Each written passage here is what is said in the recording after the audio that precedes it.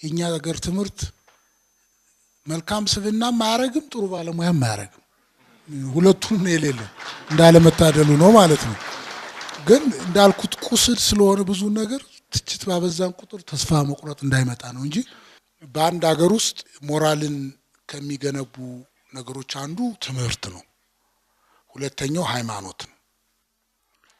ሶስተኛው የህግ ልዕልና ምንላቸው ህግ ልዕልና ስንል ከህግ ጋር ተያያዥ ያለው ህግ የሚያወጣው ፓርላማ፣ ህግ የሚያስፈጽመው የፍርድ ቤት፣ የፖሊስ የነዚህ እና ትምህርት ደግሞ የስነ ስርዓት ያለው ትምህርት ስትማር ከዛ በላይ ደግሞ ይሄን ሁሉ የሚያጣምረው ምንድነው በየቤተ እምነቱ ያለው ፈሪያ ፈጣሪ ፈሪያ እግዚአብሔር እነዚህ አንድ ላይ ሲዳመሩ ሞራል ይገነባል። ሞራሊቲ የምንለው ከነዛ ህብረተሰብ ነው። እንግዲህ በውጭው ዓለም ሃይማኖት ቦታውን ለቋል፣ ግን ትምህርት ተክቶታል።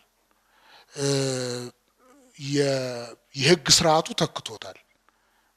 በውጭው ዓለም አትሰርቅም፣ ምክንያቱም ህጉን ስለማታመልጥ ነው። ህጉ ኮራፕትድ ስላላደለ አትሰርቅም። አሁን እኛ ሀገር እንግዲህ ልብ በል ትምህርታችን ሲወድቅ የህግ የፍትህ ስርዓታችን እንዳልሆነ ሲሆን የመጨረሻው መጠጊያችን በተለይ ኢትዮጵያ የተሰራችበት ሃይማኖት ቤተ እምነት በሙሉ አንዳንዱን ነገር ያው መንቀፍ ነውር ስለሆነ ምክንያቱም መንቀፍ ባበዛን ቁጥር የባሰ ስለምናቆስለው መጠንቀቅ ይኖርብኛል። ግን ዙሮ ዙሮ ቤተ እምነቶቻችን እንደተጠበቀው አልሆን ሲሉ ተያይዘን የሞራል ኪሳራ ውስጥ መግባታችን እውነት ነው እና ለማሳየት የተፈለገው ኮንሰንት የሰዎች ፈቃድ ወሳኝ ነው በማንኛውም ነገር። ይሄ እንግዲህ የንብረትን ብቻ አይደለም አስገድዶ መድፈርም ሁሉ እኮ ከዛ የሚመነጭ እኮ ነው። በቃ ኮንሰንት የዛን ሰው ፈቃድ ያለ መጠየቅ ጠባያችን እያደገ ሄድና ከመስረቅ እንግዲህ መጀመሪያ የሚጀምረው መስረቅ ሰው ሳያይህ ነው አይደል? ይቀጥልና ሰው ያይህ መቀማት ትጀምራለህ። ከዛ ከንብረት ይሄድና የሰውን ልጅ ገላ ወንድ ሴት ልጅን ወደ መድፈር ይሄዳል ማለት ነው። እንግዲህ ይሄ ሞራል ብሬክዳውን ነው። ስለዚህ እንዴት ነው የምንመለስ ያልክ መጽሐፉ ላይ እንዲሁ ባገደምዳም የሚለው እንደገና መወለድ አለብን የሚል ቲዎሪ አለው። ሪበርዝ ያስፈልገናል። በብዙ መንገድ ትምህርታችን እንደገና ስርዓተ ትምህርቱ መቀየር አለበት። ስርዓተ መንግስታችን እንደ አዲስ በቅንነት መታደስ አለበት። ቤተ እምነቶቻችን ራሳቸውን መውለድ አለባቸው። በዚህ ሁኔታ አውሮፓ ውስጥ እንደሆነው ራሳቸውን ያጠፉ እንደው እንጂ መቀጠል አይችሉም እያልኩ ያለሁት ሃይማኖቱ ይጠፋል አይደለም። ኦርቶዶክስ አይጠፋም፣ እስልምና አይጠፋም፣ ፕሮቴስታንት አይጠፋም፣ ይቀጥላል። የዓለም አንድ አካል ስለሆነ ማለት ነው። እዚህ ብናጠፋውም ግብጽ ውስጥ ይኖራል። ግን እንደ ተቋም ኮላፕስ እያደረገ ዲሚኒሽ እያደረገ ይሄዳል። ስለዚህ ያዛ ውስጥ ሆኖ ለጊዜው ተጠቃሚ የምንለውም ያንን ጥቅም ራሱ ለመጨረሻ ጊዜ ያጣል። እንግዲህ ሙዳየ ምጽዋት የሚገለብጠውም ቤተ መስጊድ አካባቢ የሚያምታታውም ያ ሁሉ ይቀራል። አውሮፓ ሄደህ አሁን ሙዳየ ምጽዋት መገልበጥ አትችልም፣ ቀርቷል። ሰው አይሄድም። ያንን ያደረጉት ቤተ እምነቶቹ ኮራፕት ስላደረጉ ነው። ትውልዱን ለአልሆነ አስተሳሰብ አስረክበው ቤተ እምነቶቻቸውን ዳንስ ቤት አድርገው ቡቲክ አድርገው አስረክበው ቁጭ አሉ። ስለዚህ ሪበርዝ ያስፈልገናል። ኢትዮጵያ ደግሞ ያለ ቤተ እምነቶች ሞራሊቲዋ አስቸጋሪ ነው። ደካማ ትምህርት ስርዓት ይዘን ፍትህ ስርዓት ይዘን ራሱን በራሱ በሴራ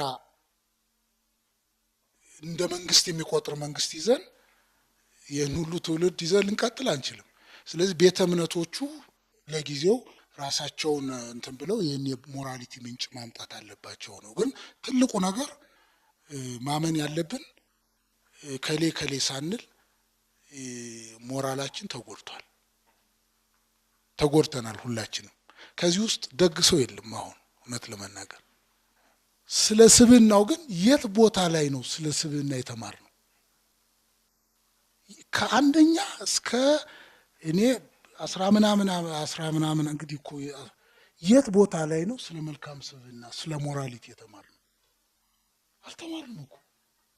እስኪ አዲስ አበባ ዩኒቨርሲቲ የተማራችሁ ሰው የት ላይ ነው ስለ ሞራሊቲ የተማርነው? የትም ቦታ የለም። ስለዚህ እውቀት እንኳን ቢኖር ጨካኝ አዋቂዎች ሆን። አየህ ስለ ኢንጂነሪንግ ስናስብ እኮ ቶሎ ብሎ የሚያስበው እንዴት አድርጌ ከዚህ ህንፃ ላይ ወይ ከዚህ መንገድ ላይ አገኛለሁ የሚል መሐንዲስ ብታስብ ምን ሐኪም ሲሆን መጀመሪያ የሚያስበው ክሊኒክ ከፍቶ እንዴት አድርጎ ማኒፕሌት አድርጎ ህክምናውን እንደሚወስድ ነው። ይሄ በነገራችን ላይ ሃዋርድ ጋርድነር ነው የተናገረው። አሜሪካዊ ኒውሮሎጂስት ነው፣ በጣም የታወቀ ፊሎዞፈር ነው። ምንድን ነው ያለው? መጥፎ ሰው ጥሩ ባለሙያ አይሆንም፣ መጥፎ ባለሙያም ጥሩ ሰው ሊሆን አይችልም ያለው ማለት ነው። ሁለቱም ሲሟላ ነው። እንግዲህ አንዳንዱ ሰው ጥሩ ባለሙያ መጥፎ ሰው ይሆናል፣ አንዳንዱ መጥፎ ባለሙያ ጥሩ ሰው ይሆናል፣ አንዳንዱ ጥሩ ሰው ጥሩ ባለሙያ ይሆናል። ይሄ ነው የሚፈልገው። መጥፎ ሰው መጥፎ ባለሙያ ሲሆን ግን እግዚአብሔር አይጣል። አሁን እኛ የደረስነው ወደ አራተኛው ኮርነር ነው። እኔ አሁን ትሬኒንግ ስሰጥ እስኪ ራሳችሁን አስቀምጡ ላለሁ እንደዚህ ማትሪክስ አስቀምጬ ማለት ነው። እና አንዳንድ ጊዜ ሙያም ሳይኖርን ጠባይም አተን እንዴት ይሆናል? እንዴት እስቲ ቁመ ከምትል ብሎ ቡቲክና እስቲ እዚህ ቁምና ትንሽ ገንዘብ ልስጥ ያለን ሰው ከሰረከው ወይ ሙያ የለህ ወይ እምነት የለህ እንዴት ትሆናለህ? እስኪ እንደው ይሁን ተብሎ በህዝብ ተመርጠህ እስቲ እንደው ባይሆን ፓርላማ ቢገባ ተብለህ ፓርላማ ገብተህ ሚኒስተር ሆነ ክፉም ሆነ እውቀትም አጥተህ እንዴት ትሆናለህ? እድልም ተሰጥቶ እኔ እኮ በጣም እኮ አሁን እኮ የቸገረን መጥፎ ባለሙያ መሆናቸው ብቻ አይደለም ጠባያቸው ነው። አሁን እኛ በኢትዮጵያ ባሉ ሊደርሺፕ ውስጥ ያለው እውቀት መቼም ግድ የለም፣ ግን እንዴት ጠባይ እናጣለን? እንዴት ትህትና፣ እንዴት ቅንነት እናጣለን? ስለዚህ የትምህርት ስርዓቱ ፐርፔቹዌት እያደረገ ነው የሚሄደው፣ ኢምብሪድ እያደረገ ነው የሚሄደው። ኢምብሪዲንግ የምንለው አለ በኢኮሎጂ ኮንሰፕት። ከመሰሉ ጋር ሲዳቀል ኢምብሪድ ያደርጋል። አሁን አንድ ዛፍ 10 ዛፎች እዚህ አካባቢ ኖሩ እርስ በርሳቸው ከተዳቀሉ አፍተር ሳም ታይም ጄኔቲክ ድሪፍት ያጋጥማቸዋል፣ ይሞታሉ። ለዚህ ነው ሰው ከዘመዱ ጋር የማይጋባው፣ ለዚህ ነው ድሪፍት እንዳይገጥመው ነው። ስለዚህ ራቅ አድርገህ ከ7 ትውልድ ተቆጥሮ የምንጋባው። አሁን ብዙ ሰው ባህር ዳር ሃይ ስኩል ይማራል፣ ተሟሙቶ ባህር ዳር ዩኒቨርሲቲ ነው መግባት የሚፈልግ። ኢምብሪድ ያደርጋል። በቃ እዛው ጅማ ተወልዶ እዛው ጅማ ዩኒቨርሲቲ አንዳንዱም እስከ ፒኤችዲ ጅማ ይማራል። ይሄ ሰውዬ ተማረ ብለህ እንዳትቆጥር፣ ኢምብሪድ ነው የሚያደርገው። በቃ ያንኑ ነው የሚያዳቅለው። 4 ኪሎ ተወልደህ አድገህ 4 ኪሎ ገብተህ ተመርቀህ አዋቂ ነህ ካልክ ተሞኝተሃል። አውት ብሪድ አላረክም። አየህ እና የትምህርት ስርዓቱ ከነ ድክመቱ አሁን ደግሞ ፖለቲካው ምን አደረገ? ወደ መንደር ወደ ጎጥ ወሰደው። ሚዛን ቴፒ ዲላ ተወልዶ ዲላ መድቡኝ። በቃ አሁን ቦርድ ዩኒቨርሲቲ ውስጥ ቦርድ አለው ለማት ይመጣል። እዚሁ ልጄ ለዚሁ መድቡልኝ የሚል ሰው አለ። ኦፍ ኮርስ አትፈርድም በወላጅ እንትን፣ ግን ብሪድ ማድረግ ነበረበት። እና የትምህርት ስርዓታችን እንደገና መወለድ አለበት፣ ጥሩ ባለሙያ ጥሩ ሰው እንድናገኝ። ሕክምናው እኮ አሁን ዘምኗል፣ ግን ሐኪም የለም። አንድ ምንድን ነው ያለው? our hospitals they are enriched with the most sophisticated equipment but they lack the main equipment, the doctor ይላል። በብዙ ሆስፒታሎች አሁን ሐኪሙን የሌለው ሁሉ ነገር አሁን ተሟልቷል። እና ሳይንስ ካልተጠነቀቅ እያወደመ ነው የሚሄደው። አሁን ድሮ ሐኪም እዚህ ልብ ትርታችን ያዳምጥ ነበር። አሁን እዚህ ላይ ይሰኩብህና ይነግራቸዋል።